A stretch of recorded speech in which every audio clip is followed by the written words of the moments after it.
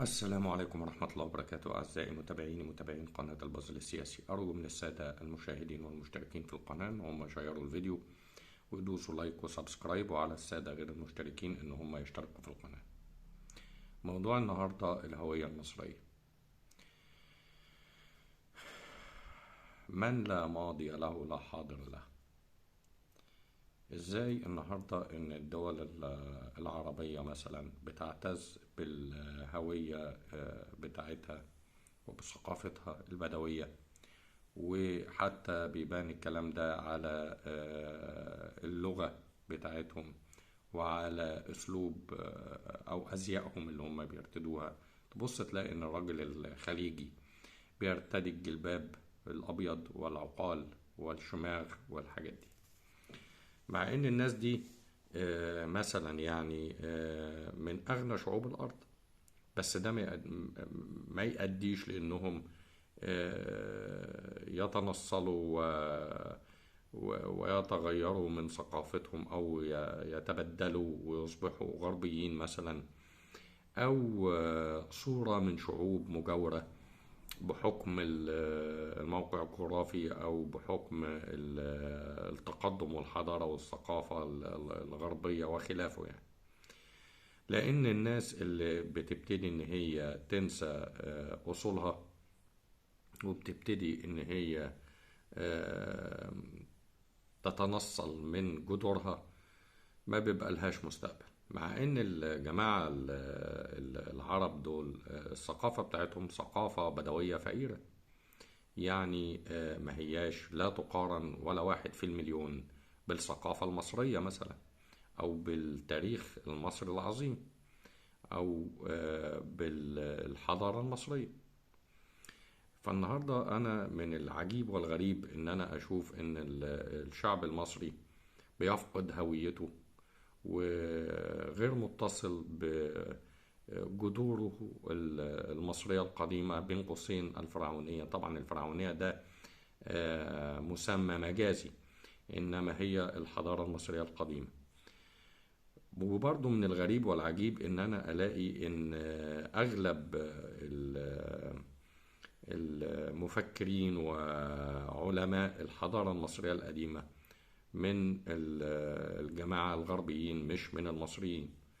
والأغرب منه إن ألاقي إن مناهج الدراسية بتاعة المناهج التعليمية بتاعة الطلاب المصريين أو الشعب المصري مناهج تعليمية بتعلمني ثقافات الشعوب المجاورة، وتتجنب تماما انها تعلمني ثقافتي وحضارتي وتاريخي اللي هو المفروض منطقيا ان انا ادرسه واتعلمه، لان ده انا.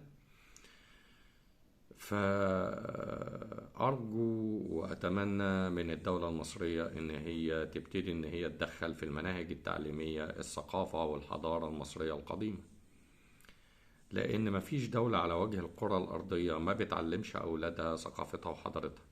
صحيح في المناهج الدراسية التعليمية الحالية الموجودة فيها بعض المعلومات عن الحضارة الفرعونية، أو بين قوسين الحضارة الفرعونية الحضارة المصرية القديمة، إلا إنها معلومات سطحية وقليلة جدا، مع العلم إننا أغنى حضارة على وجه الكرة الأرضية وأكثرها ثراء وأكثرها عمرا وطولا وعمقا وكل شيء.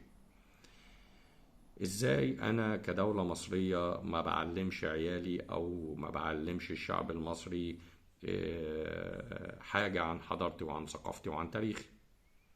ده غير إن أنا كمواطن مصري غير مهتم تماما بجذوري وحضارتي وثقافتي المصرية القديمة. كمثل من الأمثال، هتلاقي أغلب الأسامي المصرية الحديثة اللي موجودة دلوقتي في الغالب هتلاقيها مشتقة من أسامي عربية أو من أسامي غربية، مع إن أنا عندي أسامي مصرية قديمة جميلة جدا، وعندي حضارة مصرية قديمة جميلة جدا جدا جدا. الغرب بيحاول إن هو يقلدها، وانا بسيب الحضارة بتاعتي دي واتمسح في شعوب ثقافتها الخيمة والجمل والماعز والخراف. وانا من أنا من بنيت الأهرام، أنا من بنيت المعابد المصرية القديمة، أنا عالم الفلك، أنا عالم الجيولوجيا، وعالم الطب، وعالم. فالحضارة المصرية القديمة هي حضارة ثرية جدا في كل المجالات وفي كل العلوم. فأسيب أنا بقى الحضارة المصرية القديمة اللي هي حضارتي، اللي هي أنا، وابتدي أتمسح في شعوب غربية أو شعوب عربية، وأسمي أولادي بأسامي غربية أو أسامي عربية، وأعلم أولادي تاريخ غربي أو تاريخ عربي، وأسيب حضارتي اللي هي أسرى وأقوى وأعمق وأجمل حضارة على وجه الكوكب من يوم ما ربنا سبحانه وتعالى خلق الكرة الأرضية.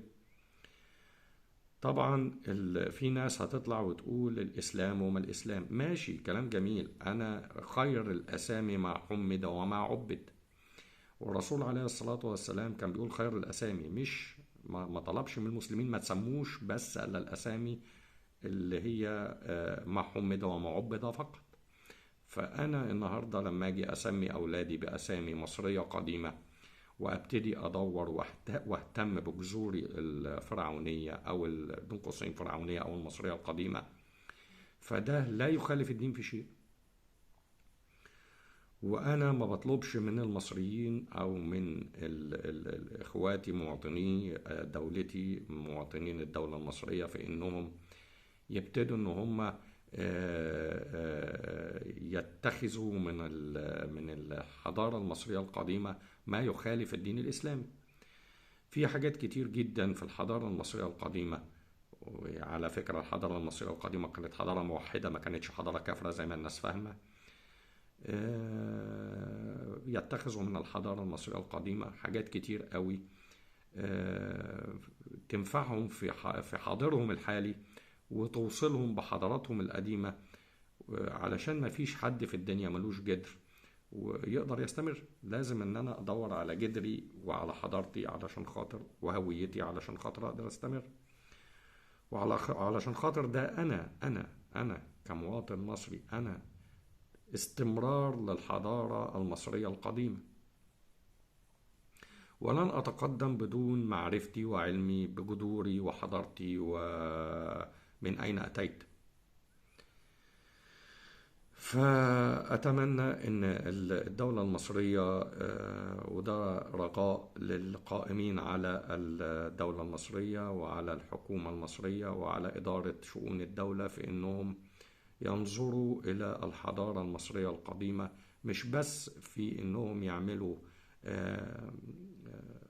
متاحف للحضارة المصرية القديمة، الهدف منها هدف اقتصادي، انه يبتدي ان هو يدخل عملة للدولة، ويدخل سياحة، ويدخل.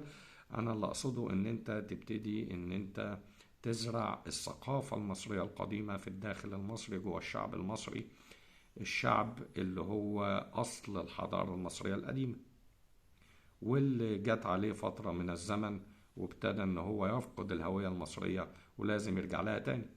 لو كنا عاوزين نتقدم وعاوزين نوصل، فلازم نرجع نبقى مصريين بالمعنى الحرفي، وترجع الهوية المصرية تاني هوية قوية، هوية مؤثرة في الداخل المصري جوه كل مواطن مصري. وأرجو إن الدولة المصرية، وأرجو من الشعب المصري، إنه حتى لو الدولة المصرية ما خدتش الاتجاه ده، فأنت من نفسك ممكن إن أنت تاخد الاتجاه ده، في إنك تبتدي تنشط وتوعي، وتبتدي تعلم أولادك ولو حتى بطريقة فردية، مش شرط تكون الدولة، الثقافة المصرية القديمة، تبتدي تدور. والكلام ده موجود على في الكتب، وموجود على شبكات الإنترنت.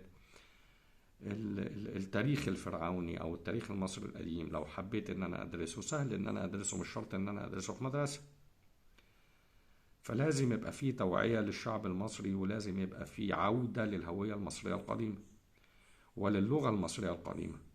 لازم الشعب المصري يتعلم اللغة المصرية القديمة، دي هتفهمه حاجات كتير. أولا ده لأن دي لغته الأصلية، لغته الأم، ومن الغريب والعجيب والغير مبرر والغير مفهوم ان انا ابقى مصري الجنسية ولا اعلم اللغة المصرية.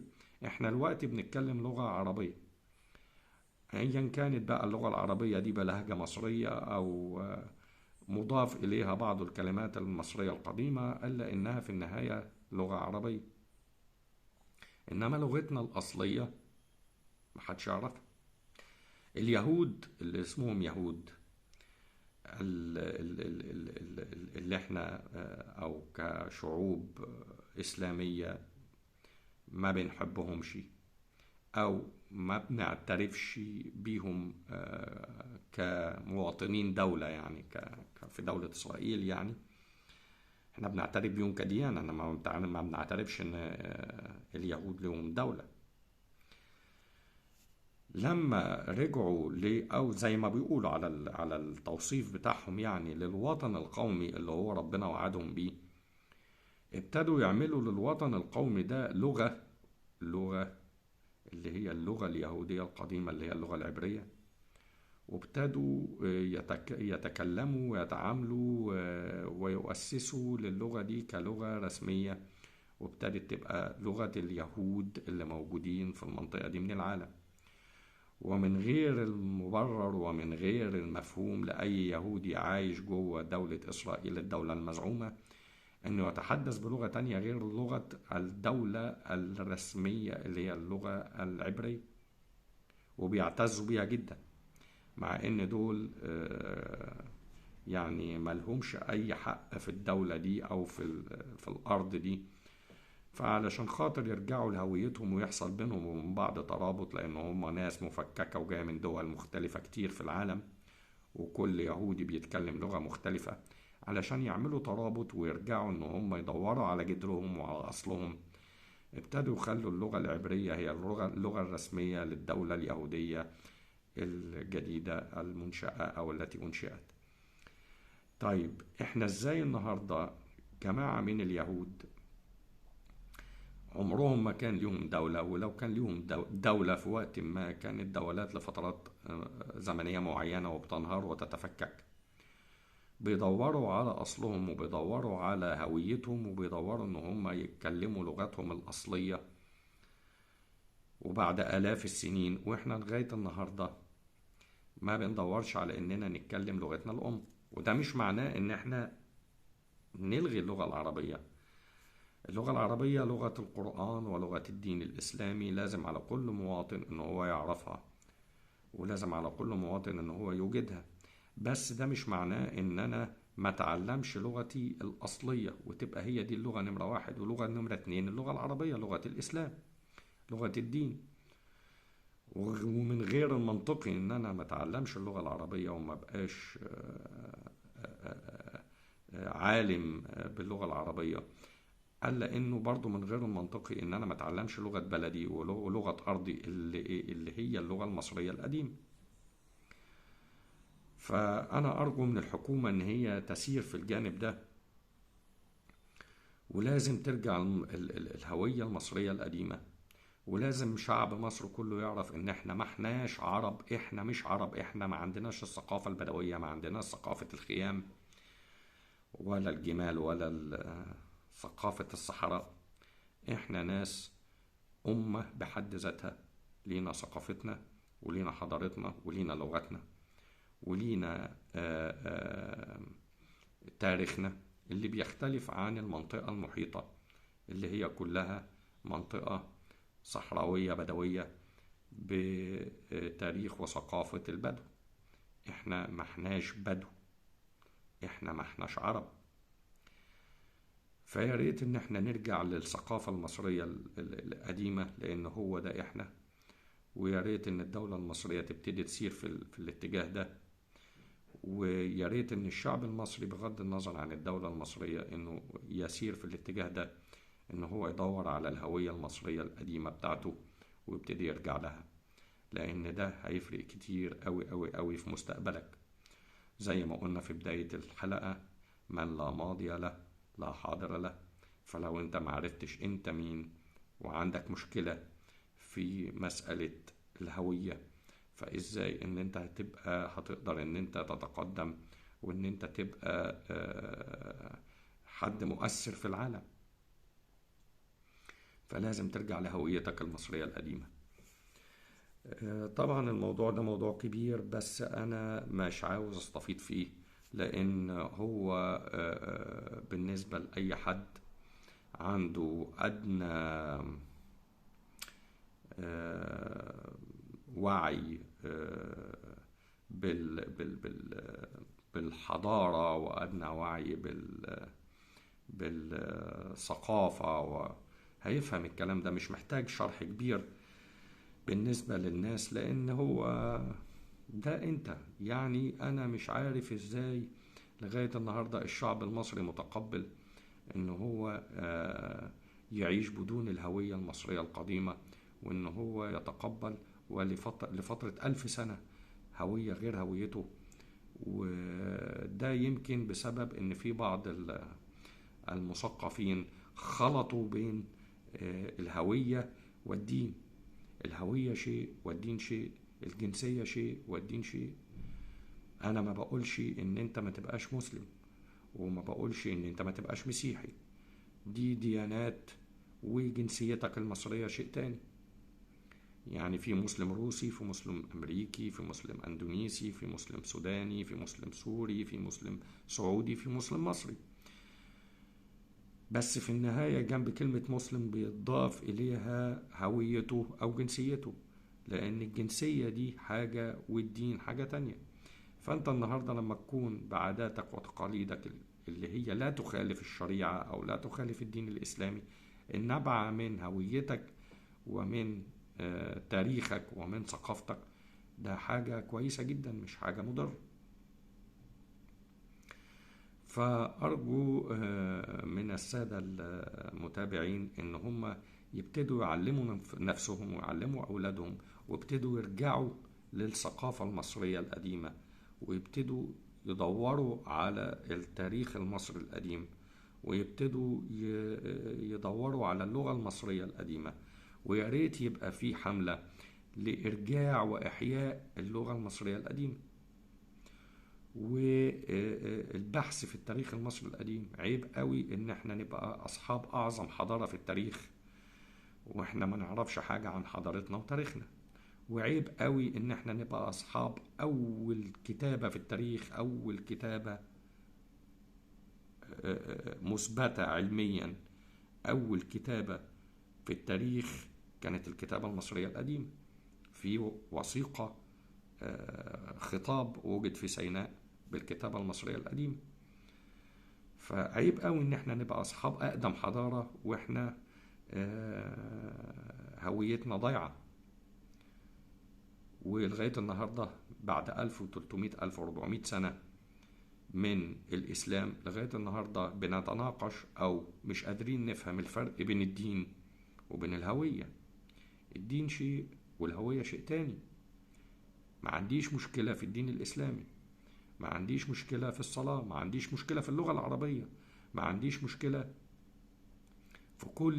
في الحج، ما عنديش مشكلة في كل تعليم دينك. خليك مسلم بس مصري، خليك مسيحي بس مصري، خليك مسلم بس أندونيسي، خليك مسلم بس أمريكي. خليك بالهوية بتاعت بلدك، لأن هي دي أنت، فيما لا يخالف الدين الإسلامي. وأتمنى أن حضراتكم تشيروا الفيديو ده وتشتركوا في القناة لغير المشتركين، وأرجو أن ما أكونش تقلت عليكم. بس مسألة الهوية دي مسألة مهمة جدا، وأرجو أن الناس تفكر فيها. وشكرا جزيلا. السلام عليكم ورحمة الله وبركاته.